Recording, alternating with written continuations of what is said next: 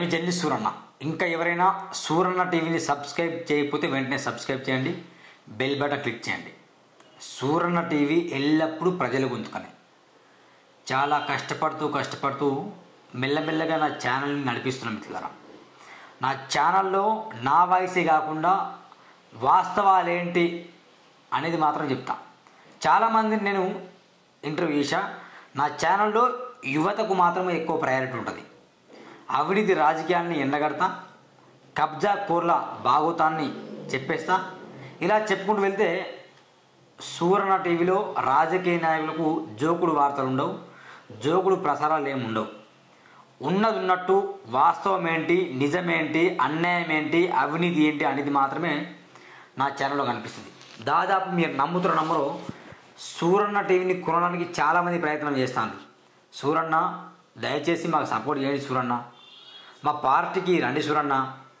మీకు తెలుసో తెలియదో బీఆర్ఎస్ పార్టీ ఆఫీస్ నుండి 16 మంది జర్నలిస్టులకి నెలకు 1,00,000, 2 లక్షలు, 3 లక్షలు చొప్పున ముడుతున్నాయి. ఆ ఛానళ్ళ లిస్టుకు నాకు ఉంది తెలుసు. చాలామందికి కేటీఆర్ ద్వారా డబ్బులు అందుతున్నాయి. కాంగ్రెస్ పార్టీకి సంబంధించిన ఛానల్స్ కొన్ని ఉన్నాయి, అది మీకు తెలియంది కాదు, తెలిసిన విషయమే. బీజేపీ పార్టీకి కొన్ని ఛానల్స్ పనిచేస్తున్నాయి. కానీ సూరన్న టీవీ ఏ పార్టీకి పనిచేయదు, ఏ రాజకీయ నాయకుడిని జోకదు, ఏ రాజకీయ నాయకుడిని భజన చేయదు. వాస్తవాల్ని మాత్రమే సూరన్న టీవీ ప్రచారం చేస్తుంది. లెట్స్ మొదలెడదాం. ఈ మధ్య నేను దిమ్దా ఇష్యూ విపరీతంగా బయటకు తీసుకొచ్చాను. నేను కావచ్చు, రఘు కావచ్చు, శ్యామ్ కావచ్చు, ఇలా యూట్యూబ్ జర్నలిస్ట్ చాలామంది తీసుకొచ్చారు.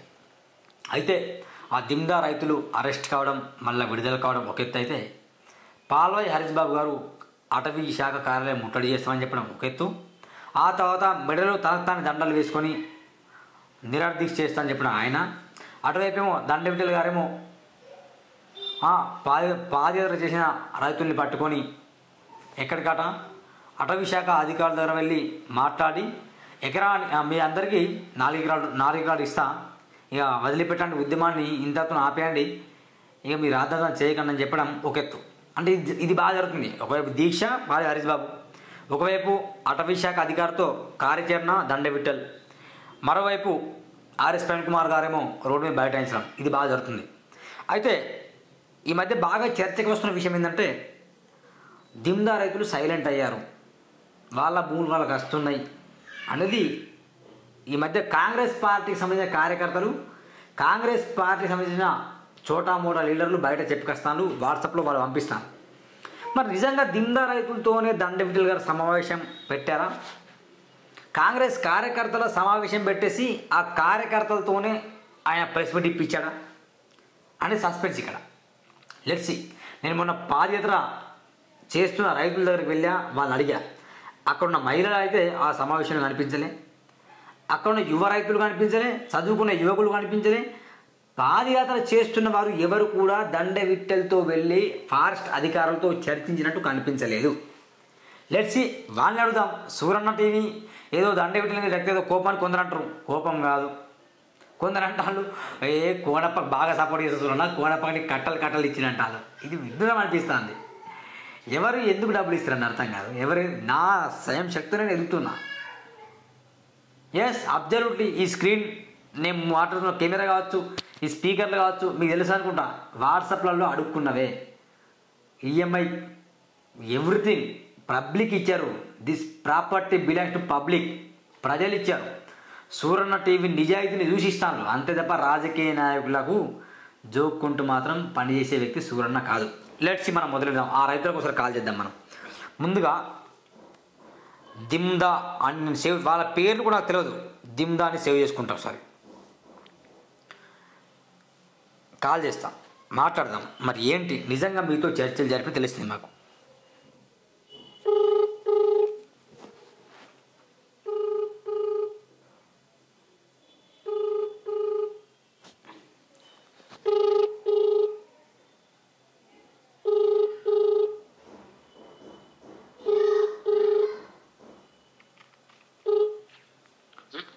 నమస్కారం అన్న. నమస్తే అన్న, మొన్న పాదయాత్ర చేస్తూ వస్తున్నా నేను మిమ్మల్ని కలిశాను, గుర్తున్నానా? సూరన్న. అవునన్నా. అన్న మీ పేరేంటన్నా? రవి అన్న, రవి సమేరా. రవి సామెరా ఆ, అన్న, మీరు నిన్న దండవిట్టల దగ్గర వెళ్ళి మాట్లాడినప్పుడు ఆయన ఏం చెప్పిండన్న? నేను అందులో మన పాదయాత్ర చేసిన వాళ్ళు ఎవరు పోలే అన్న, ఓన్లీ కార్యకర్తలే పోయిండు. అవునా, మీరు వెళ్ళలే అసలే? పాదయాత్ర చేసిన వాళ్ళు ఒక్క రైతు కూడా లేకుండే అందులో. ఆహా, మరి ఆయన రైతుల్ని తీసుకొని వెళ్ళినా నేను మరి వాళ్ళతో మాట్లాడినా 4 ఎకరాలు ఇస్తా అని చెప్పింది. మరి దండవిట్టలు లేదు అన్న, కార్యకర్తలు వెళ్ళేది అని ఇక్కడ మమ్మల్ని అడగలే పాదయాత్ర పోయిన వాళ్ళని.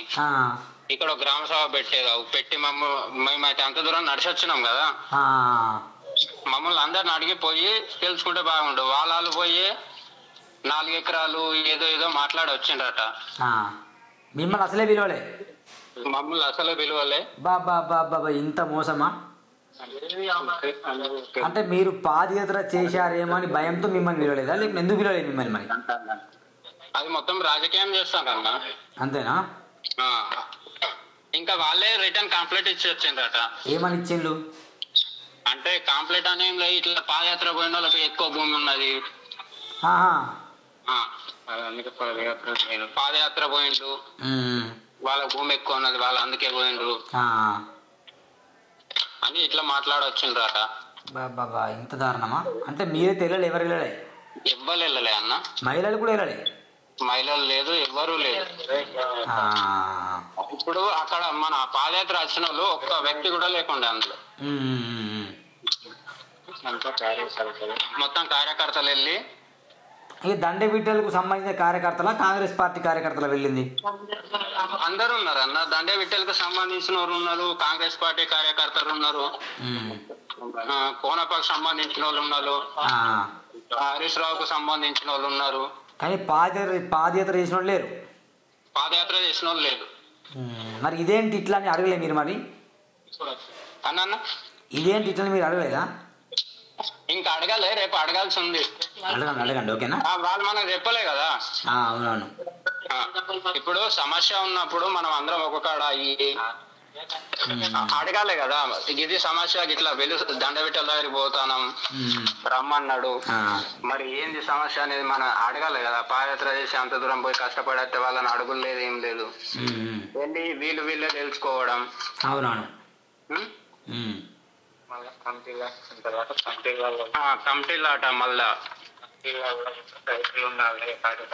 అయితే ఇప్పుడు కమిటీలు అని పెడతాను అన్న. పెట్టి ఏం చేస్తారు అంటే కమిటీలు అంటే ఏంటంటే, కమిటీ పెట్టినప్పుడు కమిటీలో పార్టీ వాళ్ళు ఎవరు ఉండదు. అవునా కదా? అవునవును. ఓన్లీ రైతులే ఉండాలి. దండవిట్టల అభిమానులే ఉంటారు, వేరే ఎవరు ఉంటారు దాంట్లో?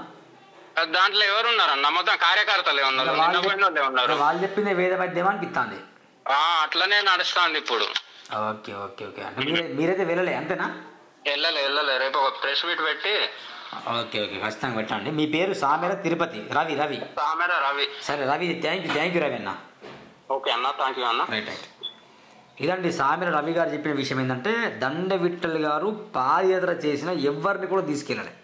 ఇప్పుడు ఉద్యమాలు చేసుకుంటా అంటే దాదాపు దిమ్దా నుండి హైదరాబాద్, షామీర్పేట, గజ్వేల్ వరకు నడుచుకుంటూ వచ్చిన వాళ్ళు దాదాపు 50 నుండి 60 మంది ఉన్నారు. వాళ్ళ కాళ్ళ నొప్పులు, వాళ్ళకు చెవుల నొప్పులు, వాళ్ళకు అన్ని ఎవ్రీథింగ్. నిజంగా వాళ్ళ టాప్ టు బాటం చూస్తే ఎంత బాధ ఏడిపచ్చిందండి. ఎంత ఘోరంగా మహిళలు, పురుషులు, స్త్రీలు అందరు నడుచుకుంటూ వచ్చిందండి. మరి ఇష్యూను టేకప్ చేసింది వీళ్ళని పిలుచుకొని దండవిట్టలు వెళ్ళేసి అటవీ శాఖ అధికారులతో వెళ్ళి మాట్లాడాలి. కానీ కాంగ్రెస్ పార్టీకి కార్యకర్తలని తీసుకొని, కాంగ్రెస్ పార్టీకి జోకే వాళ్ళని తీసుకొని, దండవిట్టలకి భజన చేసే వాళ్ళని తీసుకొని వెళ్ళేసి అక్కడ చర్చ జరపడం మాత్రం ముమ్మడికి చట్టరీత విరుద్ధం. దండవిట్టలు కూడా నేను అనుకున్నా బాగా చదువుకున్నోడే, మంచిగా ఇక బాగా అనర్గళంగా మాట్లాడతాను అనుకున్నా. కానీ గింత పచ్చి మోసమా దండవిట్టలు? విఠల్ సాబ్ గింత మోసమా? ఇంత ఎట్లా మోసం చేస్తావు రైతులకి? వీళ్ళని తీసుకెళ్ళాలి కనీసం ఇద్దరిని. సరే, ఇంకొకరు కాయిస్తా. అక్కడ మన దిమ్దా ఇంకొన్న కాల్ చేస్తాను నేను, మాట్లాడదాం. ఆయన ఏం చెప్తాడు అంటే పాదయాత్ర చేసిన వ్యక్తులు ఎందుకు తీసుకెళ్ళలే అన్న? నమస్కారం, నేను సూరన్న అన్న. నిన్న మీరు వెళ్ళారా దండవిట్టలతోని? నేను పోయినా అన్న. నువ్వు ఒక్కని ఏమంటాను నిన్ను పోయితే? మీరు మేము ప్రభుత్వానికి ఒత్తిడి వచ్చింది, మీరు పోయిన వాళ్ళే. నేను మొత్తం పోలీసు వాళ్ళని, ఎస్ఐని, సిఐని అందరినీ పెట్టుకున్నాడు. ఫారెస్ట్ వాళ్ళ ఆఫీస్ కు పోయినాం, నీకు తెలుసు మన. అదే ఇంతకుముందు నేను రవితో మాట్లాడినా, సామెర రవితో. ఆయన మేము ఎవరైనా వెళ్ళలేదన్నా. నేను వెళ్ళాను. నేను వెళ్తే నన్ను నువ్వే కదరా పాదయాత్రలోను అని సబ్డిఎఫ్ అన్నాడు అన్న మళ్ళీ 2-4 ముచ్చట్లు మాట్లాడావు, నువ్వు ఆగు అని అన్నాడు. అన్న మళ్ళీ దండవిట్లా అన్నాడు. మనోడే మన పోరాడే అని చెప్పింది. మొత్తము నన్ను బెదిరించాట. ఇప్పుడు కలెక్టర్ని తెస్తాడట, తెచ్చి ఏం చెప్తాడు? 5-6 ఎంసీల్ని బతుకొస్తాడట. పోలీసు వాళ్ళు బలగాలే వస్తాయట. మొత్తం వచ్చాక దేవుడు అనుకుంటా ఇచ్చినాక తీసుకుంటేనేమో సరే, లేకపోతే ఎవరన్నా మామూలు కాదనక ఇంకా హైదరాబాదు అటు ఇటు ఏదన్నా ఇంకా వేరే సిగ్నల్ చేసింది అనుకోండి, మొత్తం స్టేషన్లలో పెడతాం, బొక్కలు కొడతామని బెదిరిస్తాను. బెదిరింపులకు గురి చేస్తాను. అద్దామంటే జనము కేసులు అయితే ఏమని ఇప్పుడు జనం భయపడతాను. ఏమో నేను కేసులకి తీయాను, వాళ్ళ ప్లానింగ్. ఫారెస్ట్ వాళ్ళేమో కేసు పెడతాను, సిఐ ఏమో కేసు పెడతాను. ల్యాండ్ ఆర్డర్ ఆట ఏందో ఆట ఎక్కడో అని మమ్మల్ని మొత్తం బెదిరింపులకు గురి చేస్తాను. మరి అందరు నిన్న పోయిన వాళ్ళకి సంతకాలు తీసుకున్నాను. నేను ఆడికి వెళ్ళాక ఎంబడి వెళ్ళిన సంతకాలు అన్న వాళ్ళే కానీ బెదిరింపులకు గురి చేస్తాను. మమ్మల్ని రాకుండా చేసి రైతుల్ని ఇళ్ళని అణిసివేసి బెదిరించి మరి 4 ఎకరాలు 3 ఎకరాలు, ఎకరం ఉన్నోనికి ఎకరమేనా, 2ఓనికి 2 ఆట, 3ఓనికి 3 అది ఇస్తాము, పంచుతాము. పంచిన తర్వాత ఎవరు ఇళ్ళకెళ్ళి గెండె చేస్తాను, మనుషుల్ని ఎకేరు చేస్తాను. ఎకేరు చేసి ఇళ్ళకెళ్ళి ఎవరైతే చిన్న రైతులకు ఇస్తాం. చిన్న రైతులకు ఇచ్చిన తర్వాత ఎవరైతే తినని వాళ్ళు ఉన్నారో వీళ్ళు తీసుకుంటారు. ఎవరైతే మనని కాదనక మరి వినకుంటా హైదరాబాద్ అటు ఇటు పోతే అందులోకి సగం అవుతారు కదా. ఇప్పుడు ఇలా వచ్చిన వాళ్ళకి సగం అవుతారు కదా. ఆ సగం మంది సంగతి చూసుకున్నాం. ఎవరైతే పోతరాల మీద కేసులు పెడదామన్న ప్లానింగ్ ఇది ఆల్రెడీ అన్నలను. అదే ఫారెస్ట్ వాళ్ళ సిఐ వాళ్ళ సిఐ అన్నాడు, ఫారెస్ట్ వాళ్ళు కేసు పెడతాడట, సిఐ కూడా పెడతాడు. దండవిట్టలేమో మిమ్మల్ని ఇట్లయితే కేసులు పెడతాడట, ఇక నేనైతే మిమ్మల్ని దియ్యా అని విట్టలు మాట్లాడు అంతే ఫేస్ టు ఫేస్. విట్టలేమో నేను మిమ్మల్ని దియ్యానుడు, వాళ్ళేమో కేసులు ఎత్తాను. ప్రభుత్వానికి బాగా ఒత్తిడి అవుతా అన్నాక మేము పోయినా మళ్ళీ ఒత్తిడి అవుతుంది. మరి వీళ్ళు ఇన్ని రోజులు ఏడపోయినన్నా ఇడికెళ్ళి మేము పాదయాత్ర హైదరాబాద్ వచ్చి మీకు కలిసాను రోజులు. ఎమ్మెల్యే లేదా, ఎమ్మెల్సీ లేడు, ఇన్ని రోజులు లేని వాళ్ళు ఇప్పుడు ఇక మా ఊరు వాళ్ళు మంచిగా లేక ఇవన్నీ కథలు అవుతాయి. కానీ ఎవరిని కాదానికి నచ్చిన మరి ఈడికెళ్ళి ఆడికి నడిపించవలసిన అవసరం ఏమున్నదని ఇంతకుముందు ఇది తొడిసిపోతుండే కదా. 400 కిలోమీటర్లు మమ్మల్ని నడిపించి ఇది చేసి అది చేసి. వాళ్ళు ఎంత భూమి ఇస్తారా మీకు? ఎంత ఉంది మరి భూమి? నీకు నీ వరకు నీకు ఎంత వస్తుంది భూమి? ఇప్పుడు నాకు 6 ఎకరాలు అన్న. ఏ లెక్క చూసినా ఇంకా ఇప్పుడు నాకైతే రాదు. నేను 1000 లక్షల రూపాయలు పెట్టి దొయ్యలు దొప్పుకున్నా. దొయ్యలు వీటినాయి మొత్తం టెన్స్ లోపల ఉన్నాయి. నీకు ఎంత ఇస్తారు మరి? 4 ఇస్తాలట. 4 అవునా? అయితే నాది ఫ్రెండ్స్ లోపల పోయింది. నాకు నా జాగ్ కావాలంటే ఫ్రెండ్స్ లోపల పోయిన జాగ్ ఇయ్యాలట. ఇప్పుడు నువ్వు కష్టపడి అడ్లు లేక తినలేక అది అప్పక నీకు తెలుసు, నూకలు తెచ్చి తినుడు, అవి తెచ్చి తినుడు, ఇది తెచ్చి తినుడు చేసినామన్న. అయితే కష్టపడి ఈడాడ బాయికీలు అడ్డీలు పట్టుకుంటా దొయ్యలు దొప్పుకొని ఉన్న దొయ్యలు మొత్తము పోయినాయి అన్న. ఇప్పుడు నా దొయ్యలు పోయి నాకు ఎక్కడికో జాగా ప్లేన్ జాగా వచ్చి దాన్ని నేను ఎత్తబట్టాలన్నా. ఇప్పుడు ఈ రకంగా భయపెట్టి మొత్తం మమ్మల్ని అయితే ఇది మొత్తం చెండాలని చెప్తాను. ఏం చేసుడు అర్థమైతలేదు. మాకు ఏం చెప్పేటట్లేదు. ఇతనేమో పోదామా పోలీస్ కేసులు అంటారు, పోకుంటేనా అన్యాయం అవుతుంది. మాకు ఏం అర్థమైతలేదు అన్న. ఏం చేస్తాలో ఇక మేము అటు ఇటు చేసి 4 రోజులు చూసి రాకడ తప్పదు. కానీ ఇప్పుడైతే అట్లా బెదిరింపులకు గురి చేస్తాను. మీరు ఏం చెప్తావు? నువ్వు ఇవ్వాలి, నీవి అది చూసినా అన్న. ఓకే సరే అన్న, నేను మీకు లైవ్లో కాల్ చేసిన. Thank you. సరే ఓకే అన్న. రైట్. లైవ్లో ఇంతకుముందు మాట్లాడినా, లైవ్లో ఉన్నారు మీరు. సరే ఇది వచ్చిన తర్వాత నా దోలన్న. సరే రైట్. Okay right. ఇదంటే దిందా ఇష్యూ రోజుకి పెరిగిపోతుంది. మొత్తం రైతుల్ని మరి స్వాతంత్ర భారతదేశంలో ఉన్నామా, లేకుంటే మనం గణతంత్ర భారతదేశం ఉన్నామా, లేకుంటే మనం వేరే దేశంలో ఉన్నామా? అసలు చట్టం all are equal before the law. చట్టం ముందు అందరు సమానమే వాస్తవానికి. సిఐ అనో, లేకుంటే ఎస్ఐ అనో, లేకుంటే ఫారెస్ట్ అధికారులను, ఎమ్మెల్సీ అనో, లేకుంటే ఎమ్మెల్యే అనో, అంటే వీళ్ళు ఎంతకాలం అణిచివేస్తారు రైతుల్ని అర్థం కాదు. వీళ్ళు తినేది అన్నమే కదా, ఎంతకాలం అణిచివేస్తారు రైతుల్ని? వాళ్ళకున్నది 6 ఎకరాలు, ఇచ్చేది 4 ఎకరాలు, అదేనా అక్కడ వేరే దగ్గర ఇస్తున్నారట. ఎంత అన్యాయం ఇది! అంటే ఎవరు మాట్లాడతలేడు, ఎవరు స్పందిస్తలేడు అని భయం, కేసులు పెడతాం భయం. ఎంత ఘోరం ఇది! దిక్కు తోచిన స్థితిలో దిమ్దార్ రైతులు మిత్రులారా. ఈ వీడియో చూసారు, అందరూ కూడా షేర్ చేయండి. కొంచెం ప్రభుత్వానికి సిగ్గు అనిపించాలి. ఉద్యమం ఉరుగులు పెడతా లేకుంటే పరుగులు పెడుతుందా, లేదా ఉద్యమం అణిచిపోతుందా? దిమ్దార్ రైతులకు నిజంగా అధికారులు దగ్గర ఉండి సేవ చేయాలి. అధికారులు వాళ్ళ భూములు వాళ్ళకి ఇచ్చేయాలి. ఇది మా డిమాండ్ కూడా ఖచ్చితంగా. కొందరు అంట దిమ్దార్ రైతులు నువ్వేందు సూర్యన గంత ఫైట్ చేస్తాను అంటే, నేను ఫైట్ చేస్తే నాకేం రాదు మిత్రులారా, గుర్తుపెట్టుకో, ఏం రాదు. అది మా మండలం, మా ఇంటి పక్కన మా బంధుమిత్రులను ఫీల్ అవుతున్నాను, మా కుటుంబ సభ్యులు, అందుకోసం కొట్లాడ చేస్తున్నాను నేను. ఖచ్చితంగా దిమ్దార్ రైతులకు న్యాయం చేయాలని సూర్యన్నగా నేను కూడా డిమాండ్ చేస్తున్నా.